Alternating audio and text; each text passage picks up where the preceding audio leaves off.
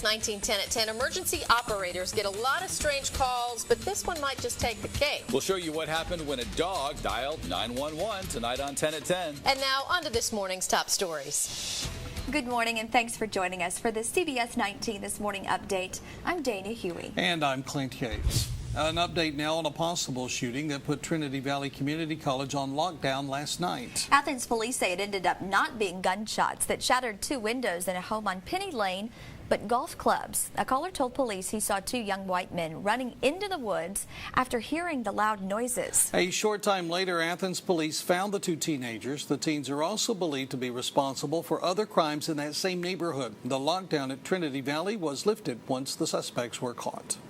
Gregg County Constable for Precinct 3, Michael John Baggett, is out of jail after an arrest for DWI. He was stopped on Highway 37 in Franklin County after he was found driving in the center of two lanes. He was in his personal car at the time.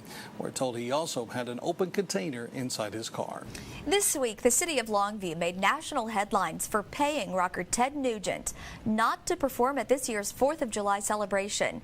The city took over its annual event from the Ambucks to save it because the $50,000 price tag became too much. Mayor Jay Dean says city management learned about a month ago that Mod Cop Convention Center was considering Ted Nugent.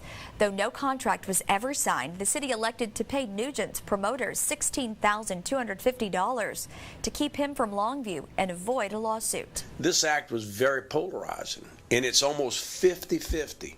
50% of the people say, what were you thinking? Why would you have somebody like that come to the community? And the other half saying, well, wait a minute, what about the First Amendment? What about freedom of speech? And I get both sides of that. Mayor Dean says he's taken a more hands-on approach to scheduling this year's replacement act. Chubby Checker has offered to perform at a $16,000 discount, but Dean says negotiations have begun with other performers too. Dean also says this may be the event's last year. Well, let's get over to Scott Fossey. He's got an update on our weather.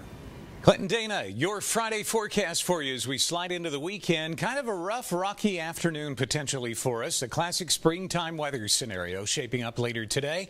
We've got a cold front up to the north of us along the Red River. It will slide down across East Texas this afternoon and tonight, coupled with some upper level energy, what we call an upper level disturbance moving out of eastern New Mexico that will cross the hill country and combined with the cold front overhead this afternoon and this evening to create a little bit of what I would call disruptive weather across East Texas in the form of some scattered strong thunderstorms, one or two possibly severe.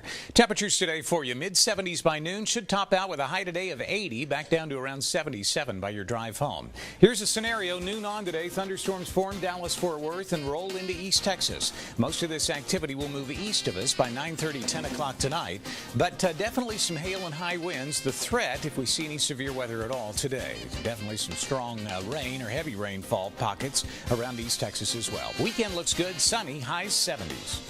Just have to get through today. For the very latest all day long, go to CBS19.tv or TylerPaper.com. Have a great weekend.